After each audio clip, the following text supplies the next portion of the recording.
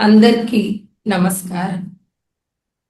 పరబ్రహ్మ స్వరూపులు, పరమాత్మ స్వరూపులు పత్రిజీ గారికి నా ప్రణామాలు. నిన్న షట్చక్రాలు, ఎతిరిక్కు, కుండల్ని, ఆరా అంటే మన గురించి మనం కొంత తెలుసుకున్నాం. నిన్న శరీరం ఏంటి, శరీరానికి బేస్గా ఉండే ఎనర్జీ సిస్టమ్ ఏంది, అసలు మనం అంటే ఏంటి అంటే ఒక శక్తి క్షేత్రం. ఆ శక్తుల్లో ఎనర్జీ జంక్షన్స్ ఎట్లా వాడుకోవాలి, ఎలా మనం ఎదుగుతాం, ఈ సబ్జెక్ట్ తెలుసుకున్నాం.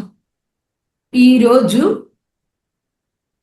ఆత్మపరంగా ఎట్లా వచ్చాం, అసలు ఎందుకు వచ్చాం, ఏ సిద్ధాంతాలు మన మీద పనిచేస్తాయి, ఇవన్నీ కూడా ఈరోజు తెలుసుకుంటాం. అసలు ఎవరం ఎలా వచ్చాం అంటే మనమంతా కూడా దేవుళ్ళం. ఈ విషయం మనకి పైన తెలుసు, కానీ టాస్క్ ఏంటంటే కిందకి వెళ్ళాక కూడా నువ్వు గుర్తుంచుకుంటావా నేను దేవుణ్ణి అని.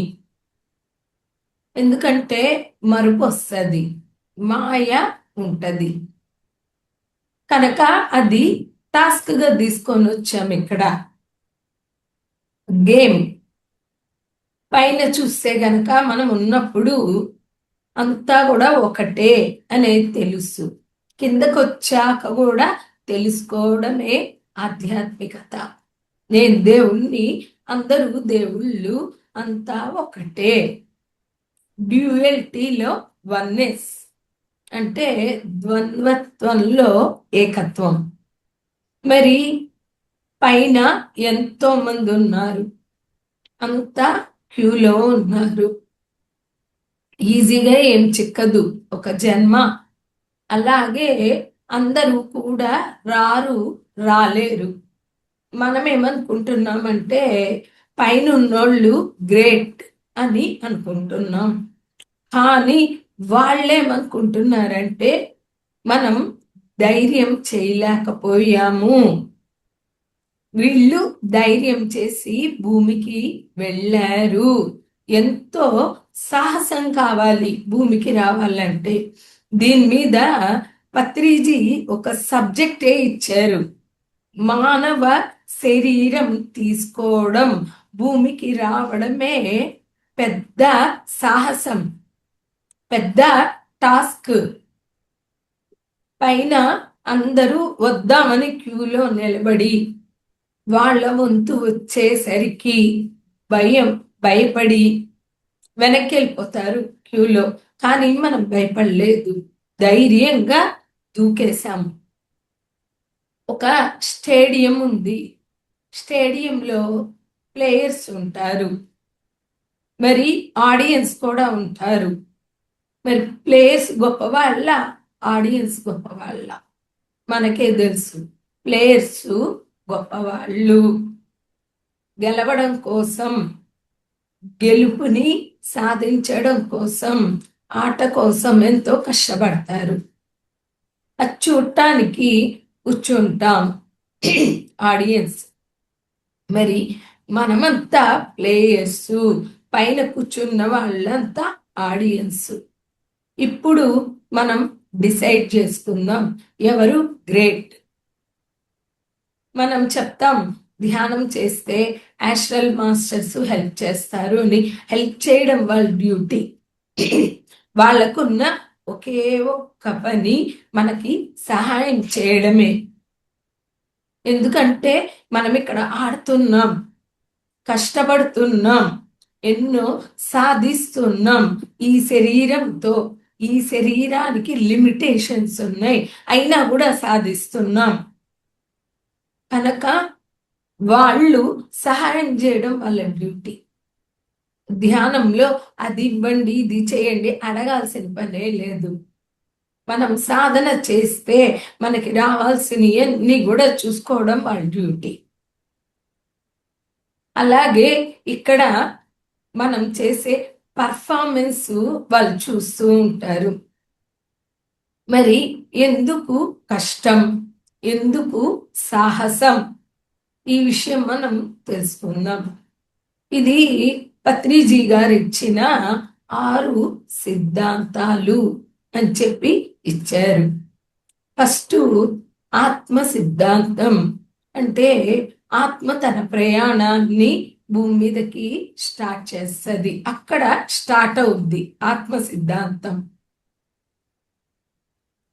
రెండోది వచ్చేటప్పటికి జన్మ పునర్జన్మ సిద్ధాంతం. మూడోది వచ్చేటప్పటికి కర్మఫల సిద్ధాంతం. నాలుగోది వచ్చేటప్పటికి పురోగమన సిద్ధాంతం. ఐదోది యోగ సిద్ధాంతం. ఆరోది అనేక సిద్ధాంతం. అంటే ఈ 6 సిద్ధాంతాల్లో మన ప్రయాణం మొత్తము ఇమిడి ఉంది. ఫస్ట్ వచ్చేటప్పటికి ఆత్మ సిద్ధాంతం చూద్దాం. అంటే ఒక ఆత్మ భూమి మీద శరీరం తీసుకొని రావాలంటే ఏమేమి ఉంటాయి అంటే పంచ దుఃఖాలు ఉంటాయి, 5 రకాల దుఃఖాలు ఉంటాయి. అది తెలిసే తీసుకొని వస్తాము. ఒకటి గర్భ దుఃఖము, జన్మ దుఃఖము, వ్యాధి దుఃఖము, జరా దుఃఖము, మరణం దుఃఖము.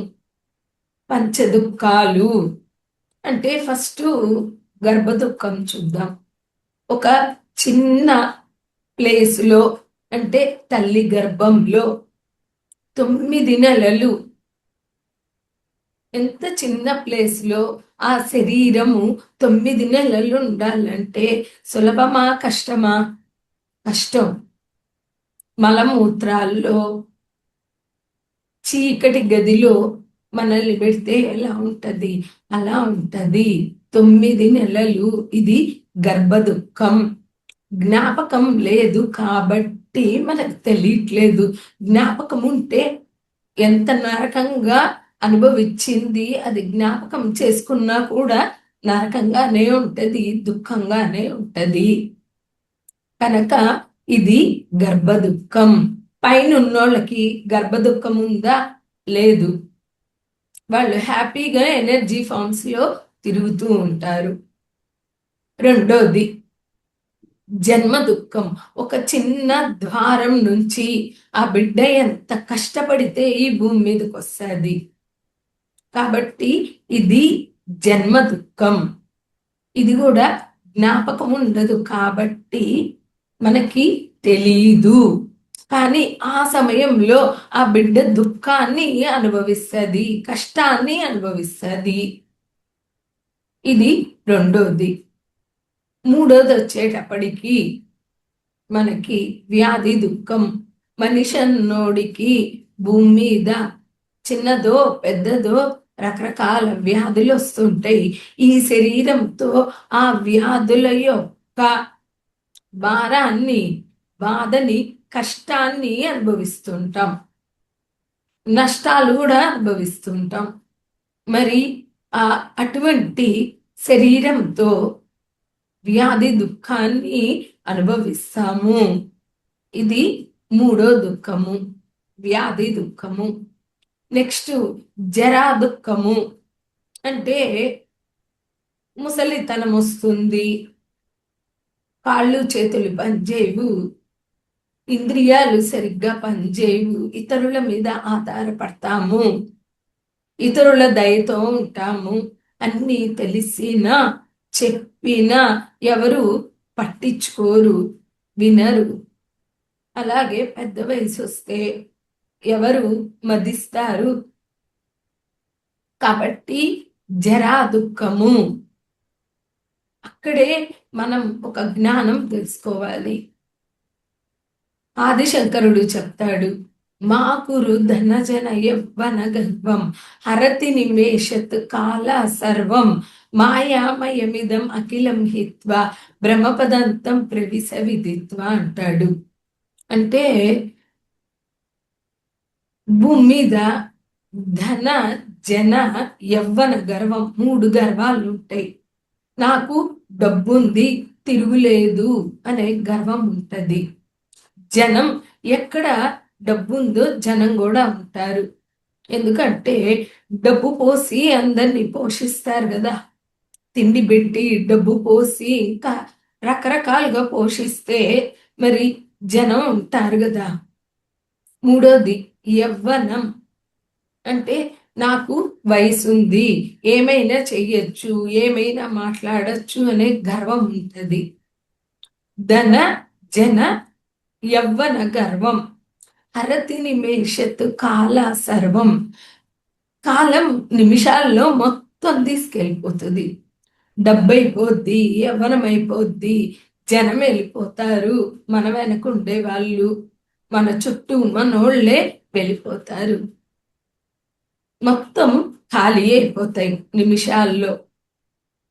మాయామయమిదం అఖిలం హిత్వ. ఈ భూమంతా కూడా మాయతో కూడి ఉంటది. బ్రహ్మపదంతం ప్రవిశవిదిత్వ. బ్రహ్మపదం ఏదైతే ఉందో, నేను ఆత్మని, నేను బ్రహ్మని, నేను దేవుణ్ణి అనేది ఎప్పుడైతే తెలుసుకుంటామో అదే అసలైంది, శాశ్వతమైంది ఏం చెప్తాడు కనుక మనం జరా దుఃఖం ముసలి వయసు రాకముందే ఈ జ్ఞానాన్నంతా తెలుసుకొని ఉండాలి. దుఃఖం లేకుండా ఉండాలి, దైవ స్థితిలో ఉండాలి, భయం లేకుండా ఉండాలి, ఆత్మస్థితిలో ఉండాలి. ఎప్పుడు నేను దైవం, నేను ఆత్మని అని తెలుసుకుంటామో మనకి దుఃఖం లేదు, భయం లేదు. ఓన్లీ పర్పస్ ఉంటుంది. మనం దేనికి పుట్టామో ఆ పని చేస్తాం, మంచిగా జీవితం ఎంజాయ్ చేస్తాం. ఒక కృష్ణుడిలాగా చక్కగా కృష్ణుడు చూడండి అన్నీ చేస్తాడు. ఈ భౌతిక జీవితం దానిలో ఉండే సమస్యలు అది కాక ఫ్లూట్ వాయిస్తాడు, డాన్స్ చేస్తాడు, ఏదైనా చేస్తాడు. అలా జీవించాలి. లోపల బుద్ధత్వం, బయట కృష్ణతత్వం. ఎంతో అద్భుతంగా జీవించి చూపించాడు కృష్ణుడు. అలా జీవించాలి. అప్పుడు జరా దుఃఖం, ముసలితనం దుఃఖం కాదు. ఎప్పుడైతే ఇంట్లో వాళ్ళ కోసమో ఇతరుల కోసమో జీవిస్తామో దుఃఖమే వస్తుంది. బాధ్యతలు ఉన్నాయి కానీ బరువు లేదు, బంధం లేదు. బాధ్యతలు చెయ్యాలి. మిగతా టైం అంతా మన కోసం మనం పెట్టుకోవాలి. జ్ఞానం కోసం పెట్టుకోవాలి, ధ్యానం కోసం పెట్టుకోవాలి, ఎంజాయ్మెంట్ కోసం పెట్టుకోవాలి. అప్పుడు జరా దుఃఖం లేదు. ఐదోది మరణం దుఃఖం. అంటే మనకి ఆత్మ దానికి సంబంధించిన జ్ఞానం తెలీదు కనుక మరణం దుఃఖం. అదే దేహధర్మం తెలుసు మనకి. అంటే చిన్న బిడ్డగా పుడతాం, అది కొంచెం పెరుగుతుంది, టీనేజ్కి వస్తుంది, యవ్వనానికి వస్తుంది, ప్రౌఢ ఏజ్కి వస్తుంది, ముసలితనం వస్తుంది. అంటే దేహధర్మం తెలుసు మనకి. అందుకోసమే పెద్ద అవుతూ ఉంటే బాధపడము. ముసలి వయసు వస్తున్నా నేను ముసలి అయిపోతున్నానే అనుకో. ఎందుకంటే అది సహజం అని మనకి తెలుసు, దేహధర్మం. అదే ఆత్మధర్మం అంటే ఏంటి? దేహినోస్మిన్ యదా దేహే కౌమారం యవ్వనం జర తదా దేహాంతర ప్రాప్తి ధీరస్తత్ర న ముహ్యతి. భగవద్గీతలో కృష్ణుడు చెప్తాడు, ఎట్లయితే దేహధర్మాలు ఉన్నాయో ఆత్మకి కూడా ఆత్మధర్మం ఉంది. తన యొక్క శరీరాన్ని జీర్ణమైపోతే వదిలేసి ఇంకొక కొత్త దేహాన్ని, తేజోవంతమైన దేహాన్ని తీసుకుంటుంది ఆత్మ. ఎప్పుడైతే ఈ జ్ఞానం తెలుస్తుందో మనకి మరణం దుఃఖం లేదు. కాబట్టి ధ్యానం చేయాలి, జ్ఞానం సంపాదించుకోవాలి, భగవద్గీత చదవాలి. కనుక మానవుడికి పంచ దుఃఖాలు, 5 దుఃఖాలు ఉన్నాయి.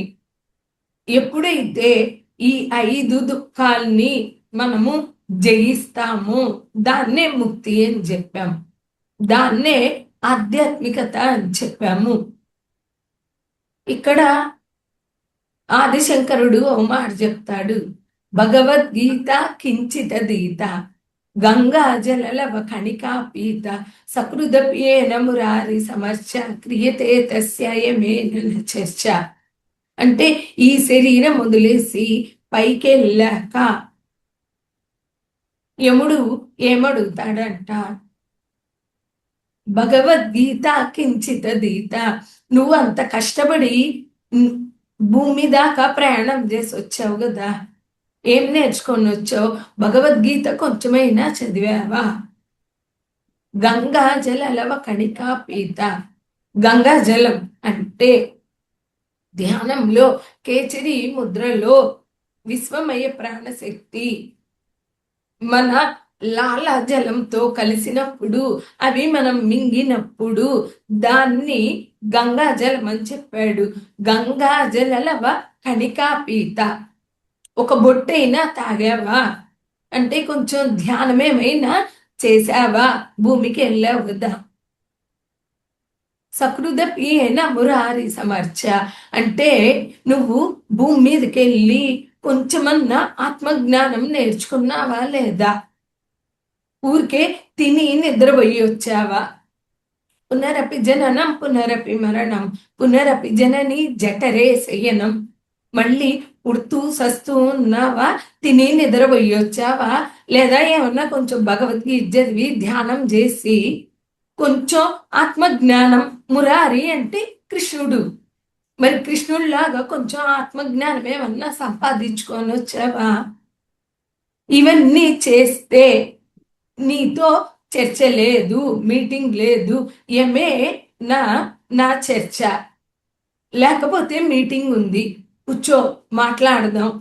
ఎందుకు వెళ్ళావు స్కూల్కి, ఏం చేసి వచ్చావు చదువుకోకుండా అడుగుతాం కదా మనం పిల్లల్ని.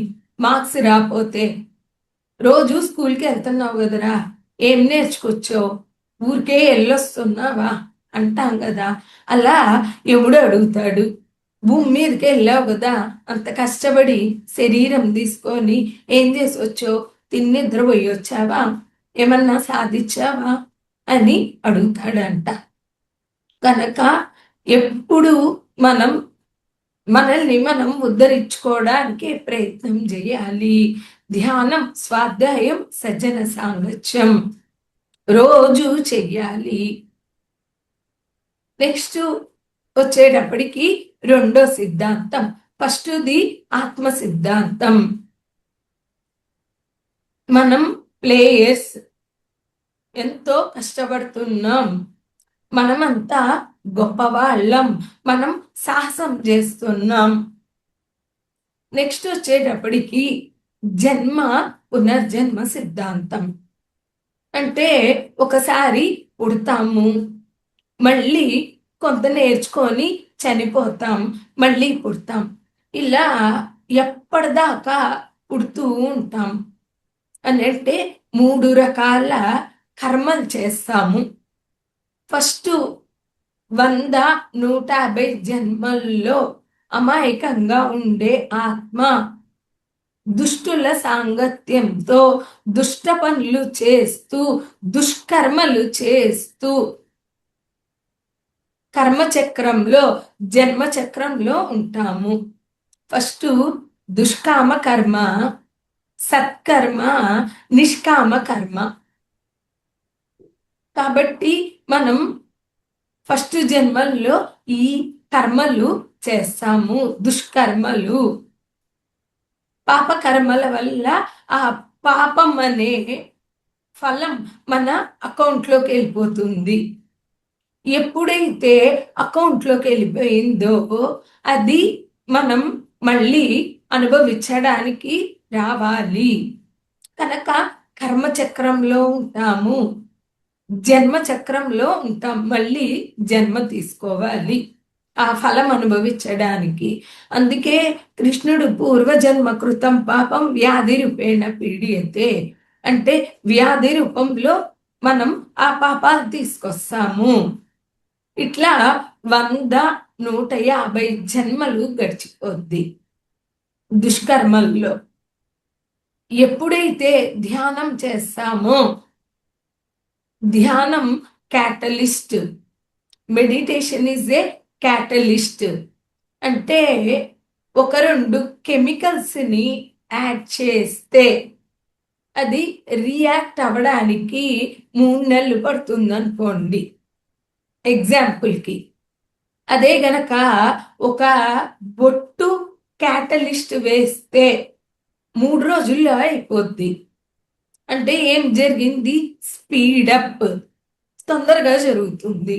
ఇక్కడ నుంచి ఢిల్లీకి నడిచిపోవచ్చు, సైకిల్లో పోవచ్చు, స్కూటర్లో పోవచ్చు, కార్లో పోవచ్చు, ట్రైన్లో పోవచ్చు, ఫ్లైట్లో పోవచ్చు. ఏం జరుగుద్ది? టైం తగ్గిపోద్ది, స్పీడప్. అలాగే మనం గనక మన జీవితంలో ధ్యానాన్ని యాడ్ చేస్తే, మెడిటేషన్ ఈజ్ ఏ క్యాటలిస్ట్. 100-150 జన్మల్లో నేర్చుకునేది తక్కువ జన్మల్లో నేర్చుకొని ముక్తి పొంది వెళ్ళిపోతాం. ఏ స్థితిలో ఉన్నా, ఒక వాల్మీకిలా ఉన్నా, అంటే బోయేవాడు ఒక దొంగ ధ్యానం చేశాడు, వాల్మీకి అయిపోయాడు. అలా మనం కూడా ధ్యానం చేస్తే జన్మలు తగ్గించుకుంటాము. ఇలా 100-150 జన్మల్లో దుష్కర్మలు చేస్తాము.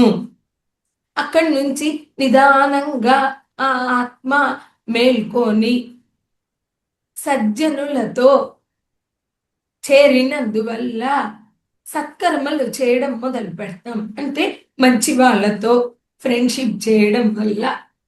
అందుకే ఎప్పుడు మనం మంచి వాళ్ళతోనే ఫ్రెండ్షిప్ చెయ్యాలి, అక్కర్లేనోళ్ళని దూరం పెట్టాలి. మాట్లాడద్దు అని కాదు, హాయ్ అనాలి, వెళ్ళిపోతుండాలి. ఇట్లా సత్కర్మలు చేయడం మొదలు పెట్టడం వల్ల పుణ్యం అనే ఫలం వస్తుంది. సత్కర్మలు అంటే ఏంది? అన్నదానము, సేవ చేయడము, విద్యాదానము, రకరకాలు మంచి పనులు ఉన్నాయి. ఎక్కడో ఒక గుడిలో ఫ్యాన్ ఇచ్చాం, లేదా ఇంకొకటి చేశాం, అయితే అక్కడ మన పేరు రాయాలి అని అడుగుతాం, లేదా ఏదన్నా ఒక పోస్ట్ ఇవ్వండి అని అడుగుతాం. ఇట్లా ఏదన్నా ఆశించి మంచి కర్మలు చేస్తే ఆ యొక్క మంచి పనుల వల్ల వచ్చిన పుణ్యం అకౌంట్లో ఉంటే, ఆ అకౌంట్లో ఉండే పుణ్యం ఫినిష్ చేసుకోవడానికి మళ్ళీ భూమి మీదకి రావాలి. అంటే అకౌంట్ 0 అయ్యే వరకు భూమి మీదకి రావాలి. ఆ పుణ్యం కోసం వచ్చి మళ్ళీ పాపం చేయమని గ్యారంటీ లేదు కనుక పుణ్యంలో ఇంచి కూడా బయటపడటానికి ప్రయత్నం చేయాలి. అది 3వది వస్తుంది, నిష్కామ కర్మ. అందుకే అన్నమాచార్య ఏం చెప్పాడంటే, పాప పుణ్యముల గడి దాటవలను అని చెప్పాడు. పాపం ఇనుప సంకెళ్ళు, పుణ్యం బంగారు సంకెళ్ళు, కానీ సంకెళ్ళే అని చెప్పాడు. ఎప్పుడైతే పుణ్యం దాటేస్తామో పాపం పుణ్యం 2 దాటేస్తాం. పాపం దాటితే పాపం ఒక్కటే దాటుతాం, పాపం పుణ్యం 2 దాటితే మొత్తం పుణ్యం దాటితే మొత్తం దాటేస్తాం. కనుక అక్కడ పుణ్యం అనుభవించడానికి, ఆ ఫలం అనుభవించడానికి మళ్ళీ జన్మ చక్రంలో, మళ్ళీ కర్మ చక్రంలో ఉంటాము. కనుక ముక్తి అంటే కర్మచక్రంలో, జన్మచక్రంలో ఉండకపోవడం. ఎప్పుడు వస్తుంది అది? 3వది నిష్కామ కర్మ. అంటే ఏది ఎదురు చూడకుండా, ఏది ఆశించకుండా మన కర్మలు చేస్తూ పోతే ఆ కర్మ ఫలాలు మనకేది అంటకపోతే మనకి అకౌంట్లో ఏముండదు. ఇక్కడ పని మటుకు జరిగిపోతా ఉంటది. ఎంజాయ్ చేస్తాం, బాగా టాలెంటెడ్గా వర్క్ చేస్తాం. యోగ కర్మసు కౌశల్యం. నేను ఇంకా బాగా ఫైన్గా క్లాస్ చెప్పాలి, ఇంకా బాగా పనులు చేయాలి, ఇంకా పనులు చేస్తూ బాగా ఎంజాయ్ చేయాలి. కార్ డ్రైవింగ్ చూడండి, కొంతమంది కష్టపడి డ్రైవ్ చేస్తారు, కొంతమంది అవసరానికి డ్రైవ్ చేస్తారు, కానీ ఇంకొంతమంది డ్రైవింగ్ ఎంజాయ్ చేస్తారు. అట్లాగే కుకింగ్ చూడండి, అవసరము బాధ్యత అని కుక్ చేస్తాం, అవసరమని కుక్ చేస్తాం, కానీ కుకింగ్ని కొంతమంది ఎంజాయ్ చేస్తారు. అంటే ఎఫిషియన్సీగా ఇంకా ఎంత బాగా చేయొచ్చు వంట, ఎంత బాగా ఎంజాయ్ చేస్తూ చేయొచ్చు. అలా మనం ఈ భూమి మీద కర్మల్ని మంచిగా ఎంజాయ్ చేస్తూ ఎఫిషియన్సీగా చేస్తూ ఆ కర్మ అంటకుండా చేస్తూ ఉంటే మనం భూమి మీదకి రావక్కర్లేదు, పై పై లోకాలకి వెళ్ళిపోతాం. ఇక్కడ కూడా భగవద్గీతలో కృష్ణుడు చెప్తాడు, యోగస్థ కురు కర్మాణి సంగం త్యక్త్వా ధనుంజయ సిద్ధ సిద్ధ్యో సమో భూత్వా సమత్వం యోగముచ్యతే. అంటే ఏం చెప్తున్నాడు? యోగస్థ కురు కర్మాణి, యోగ స్థితిలో కర్మలు చేయి. అంటే ఆ పనితో ఏమి ఎదురు చూడకుండా ఆశించకుండా పని చేస్తే నీకు ఆ పనితో బంధంలో ఉండవు. ఆ పనితో గాని ఆ పని వల్లొచ్చే ఫలంతో గాని నీకు బంధం ఉండదు. సిద్ధ్యో సమో భూత్వా అంటే ఆ పని సిద్ధించినా సిద్ధించకపోయినా కొంచెం సిద్ధించినా నీకు దాంతో సంబంధం ఉండదు, నువ్వు యాక్సెప్ట్ చేస్తావు. సమోభూత్వా అన్నిటినీ నువ్వు సమంగా చూస్తావు. సమత్వం యోగ ఉచ్యతే, ఆ స్థితిలో కర్మలు చేయి అని చెప్తాడు. కనుక ఫస్ట్ జన్మల్లో దుష్కర్మ, సెకండ్ జన్మల్లో అంటే సెకండ్ స్టేజీలో సత్కర్మ, మూడో స్టేజీలో నిష్కామ కర్మ.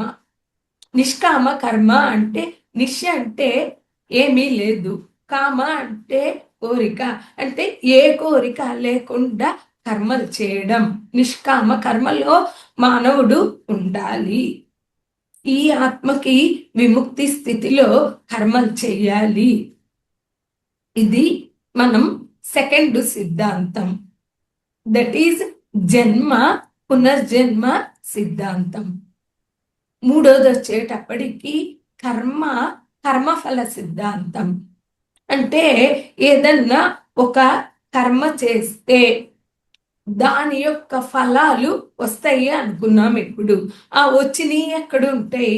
మన అకౌంట్లో ఉంటాయి. అలా అకౌంట్లో ఉన్నవి సంచిత కర్మలు, అందుకే సంచి అన్నారు. బ్యాగ్, మూట, మన మూట. అవి ఎక్కడ ఉంటాయి? పైన ఉంటాయి మన అకౌంట్లో. యూనివర్స్ అకౌంట్లో కంప్యూటర్లో ఉంటాయి మొత్తం. అవే ఆకాశిక్ రికార్డ్స్ అని చెప్తూ ఉంటాం. ధ్యానంలో మనవి మనం చూసుకోవచ్చు.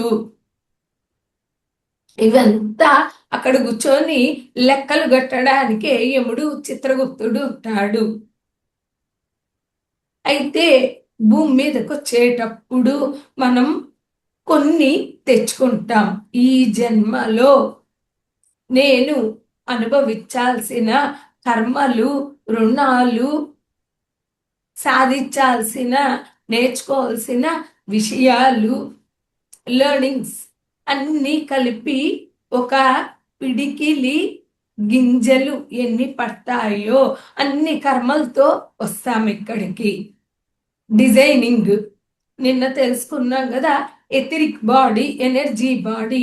దాంట్లో ఆ కర్మలు, రుణాలు, డిజైనింగ్, టాలెంట్స్ మొత్తం తీసుకొని ఈ శరీరంలోకి వస్తాము. అందుకే ఎనర్జీ సిస్టమ్ అట్లాగే వర్క్ చేస్తుంటది. వాళ్ళు ఏం నేర్చుకోవాలనుకున్నారో నేర్చుకున్నవి ఆ శరీరంతో తెచ్చుకుంటారు. ఎప్పుడైతే ఇక్కడ మనం తెచ్చుకున్న కర్మని ప్రారబ్ధ కర్మ అని చెప్తాం.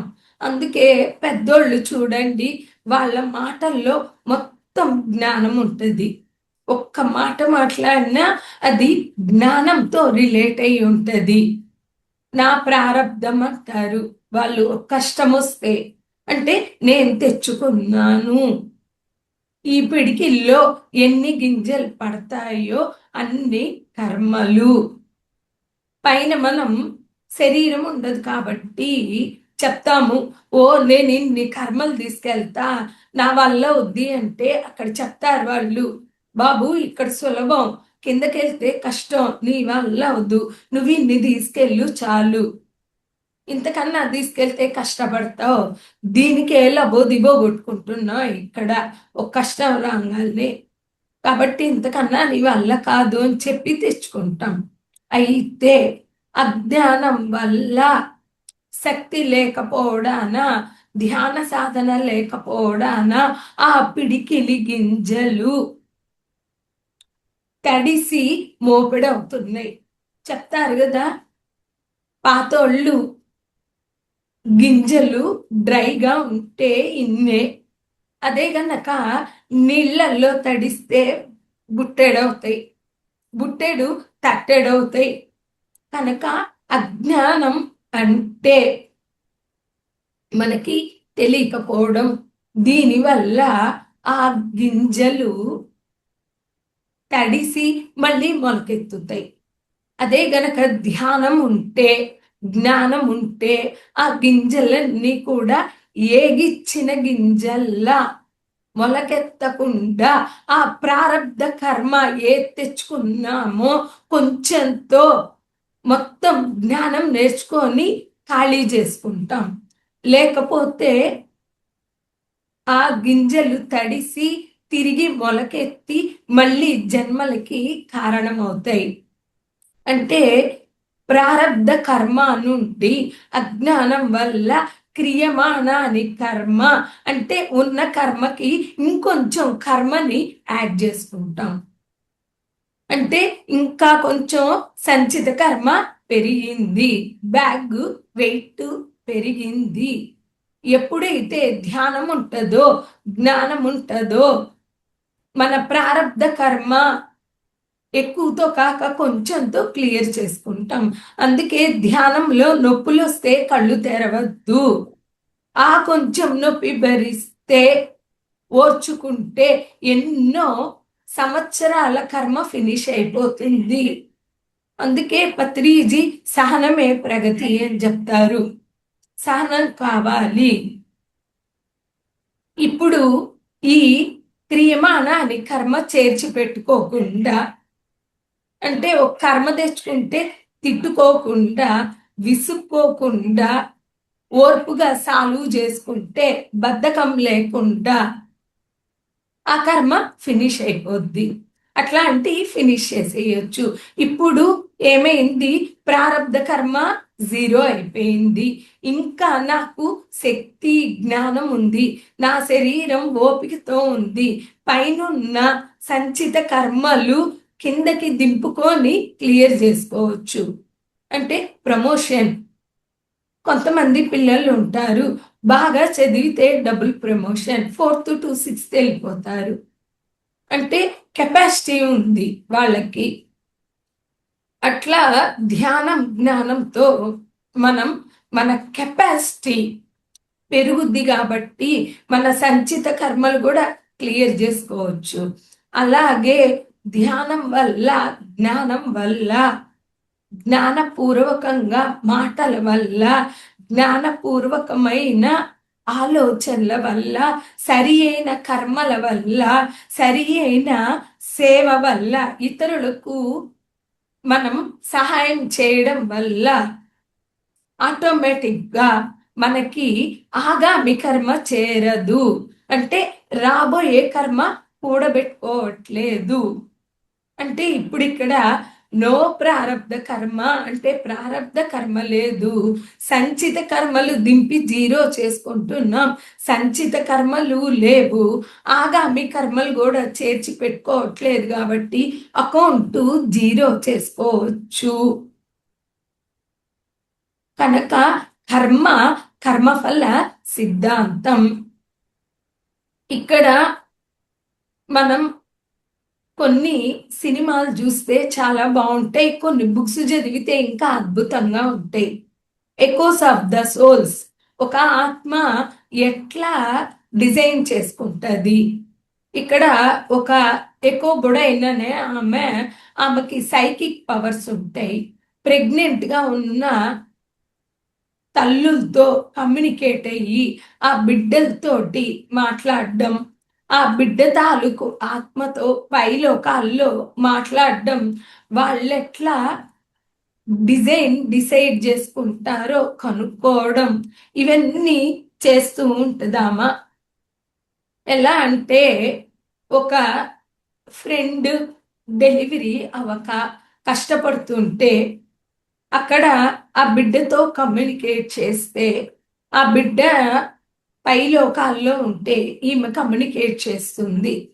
చేసినప్పుడు నేను భూమికి వచ్చి చాలా ఏళ్ళయిందండి, కాబట్టి ఇప్పుడు భూమి మీద సిచ్యువేషన్స్ ఎట్లా ఉన్నాయి, పరిస్థితులు, ఇదంతా స్టడీ చేసి చిన్నగా వస్తాను, నిదానంగా పుడతాను, నాకు అమ్మకి లేట్ డెలివరీ అవుద్ది, మా మదర్కి మీరు చెప్పండి, భయపడద్దు, ఎదురు చూడొద్దు, చిన్నగా వస్తాను అని చెప్పి క్లియర్గా చెప్తాడు పైనున్న ఆ ఆత్మ.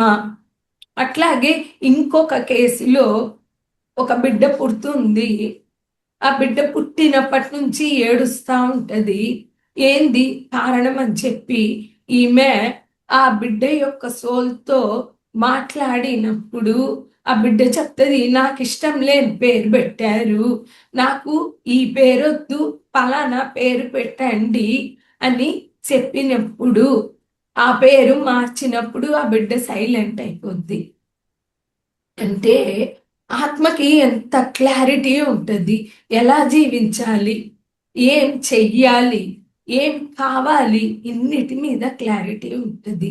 మరి మనం నిద్రలేస్తే పిల్లల్ని ఎలా ఉండాలి అని నిమిషం మనం గైడ్ చేస్తాం, కానీ వాళ్ళకేం కావాలి, వాళ్ళెలా జీవించాలి అని భూమి మీదకి వచ్చారు, ఇవి తెలుసుకోవాలంటే ఈ బుక్స్ చదవాలి.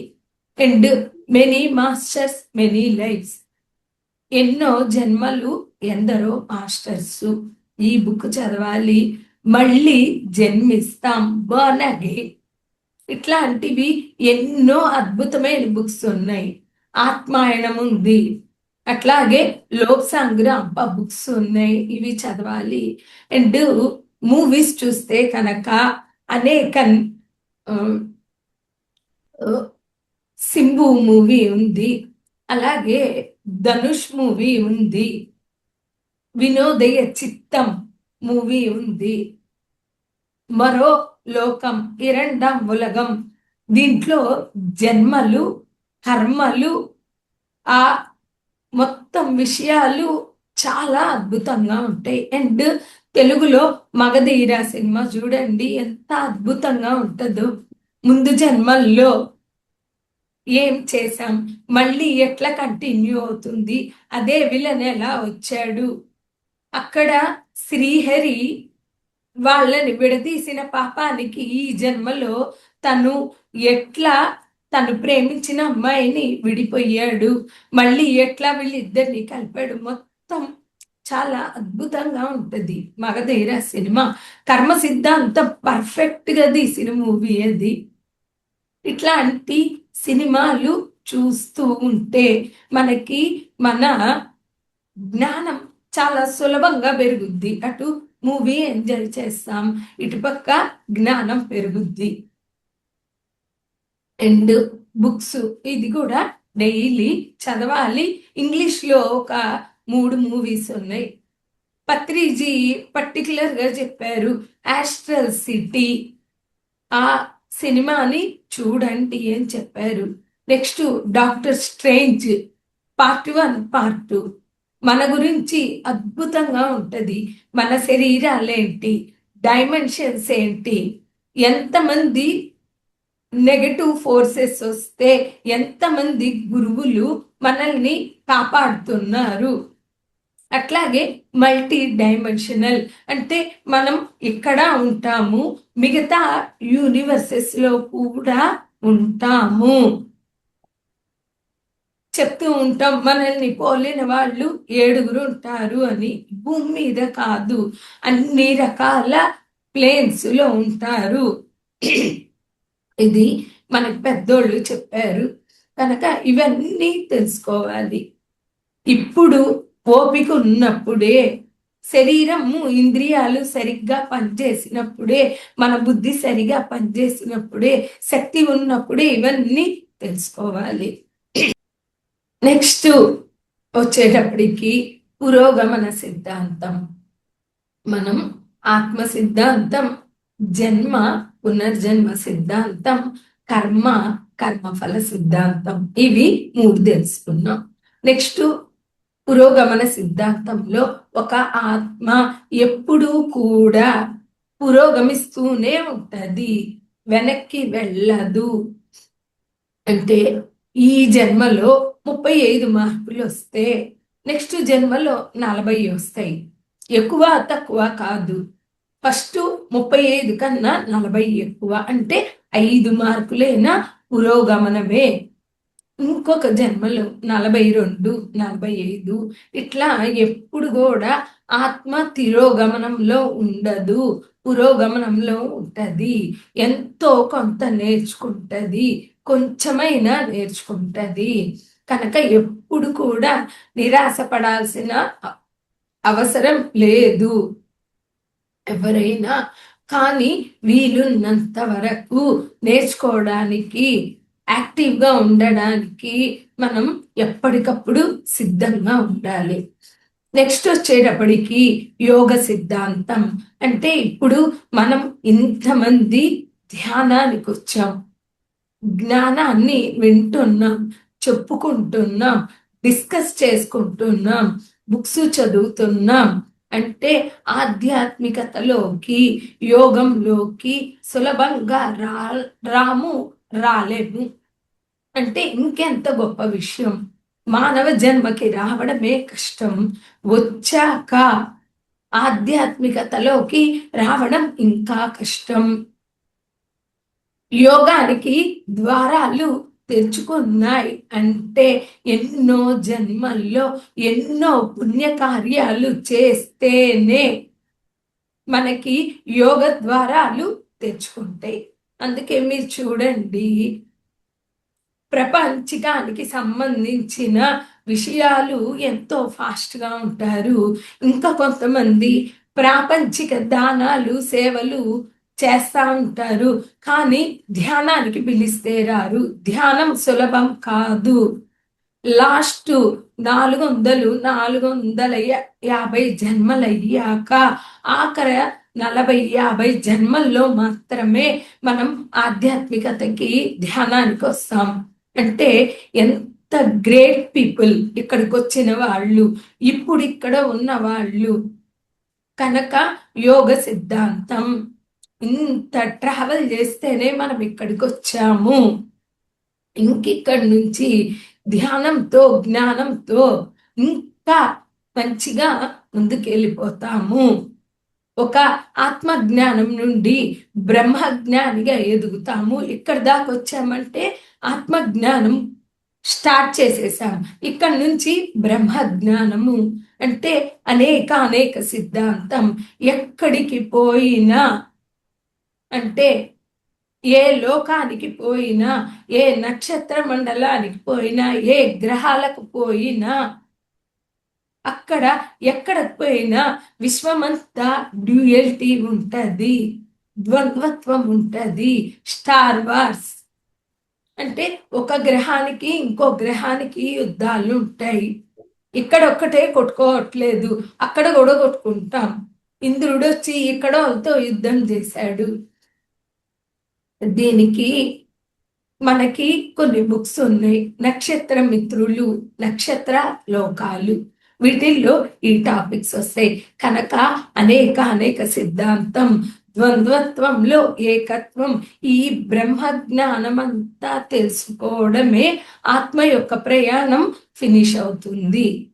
కనుక ఇవన్నీ తెలుసుకొని సాధన చేస్తూ అలా ట్రావెల్ చేస్తూ ఉంటే రావాల్సిన జ్ఞానం, ముక్తి ఆటోమేటిక్ గా వస్తుంది. అలాగే మనం ధర్మం, ముక్తి రెండు ఎలా ఉంటది అంటే గనక నిశ్రేయ అండ్ పురోభివృద్ధి, అంటే ఇహలోకంలో అభివృద్ధి ఉండాలి, పరలోకంలో ముక్తి ఉండాలి. అందుకే సంసారంలో నిర్మాణం 50-50. ఒక కృష్ణుల్లా జీవించాలి, ఆధ్యాత్మికంగా ఉండాలి, భౌతికము కావాలి, కంప్లీట్ గా జీవించాలి. ఇది మాస్టర్స్ పత్రిజీ ఈ 6 సిద్ధాంతాల మూలంగా మన గురించి మనకి తెలిపించారు. Thank you friends, thank you.